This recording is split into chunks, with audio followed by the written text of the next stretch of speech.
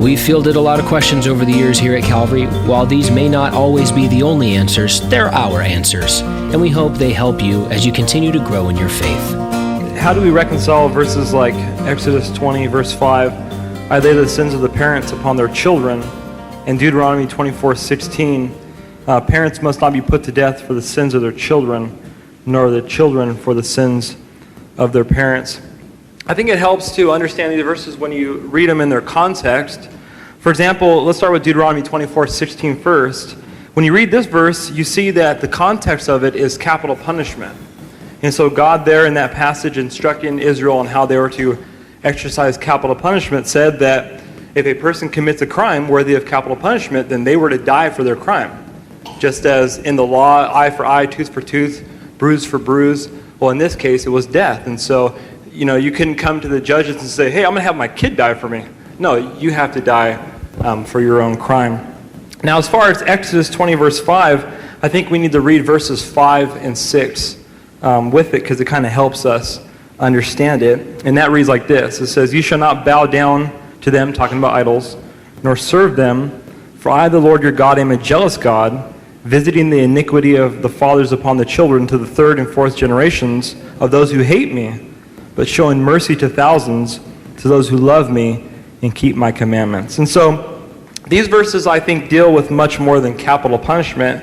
They deal with possible national punishment as a result of rejecting God's law.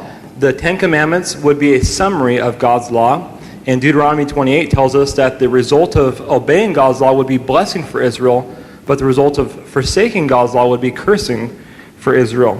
Now, in talking about national punishment, it's important to point out two things. Number one, this generation who would receive punishment would follow after the sins of their fathers. In other words, the sins of their fathers would influence future generations. We all know that.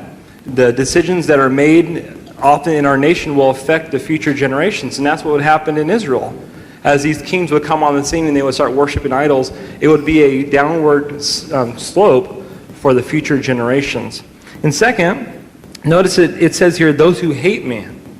And so those future generations who would receive judgment would be those who hate God. In other words, they would not be walking with God. And so nobody is judged for the sins of their fathers. They're judged for their own sins. And Ezekiel makes this very clear in his book in chapter 18. As we see Israel, they're going to be brought into captivity because of their sin and because of their rejection. Ezekiel's talking about in the scene says, no, you're going to die because you're sinning just like your fathers. And so the way I would reconcile these two is that, yes, God does bring judgment, but it's specifically for the person's sins. And if they're willing to turn from those sins and love God, then God will show them mercy. Do you have a question about the Bible, theology, or church life? If so, we would love to hear it, think about it, and give our perspective on it. You can email us anytime at questions@calvaryhanford.com, and we will get it on the list for the podcast. And if you'd like to check out years worth of all sorts of topics like the ones we cover, visit calvaryhanford.com/questions. Thanks for listening.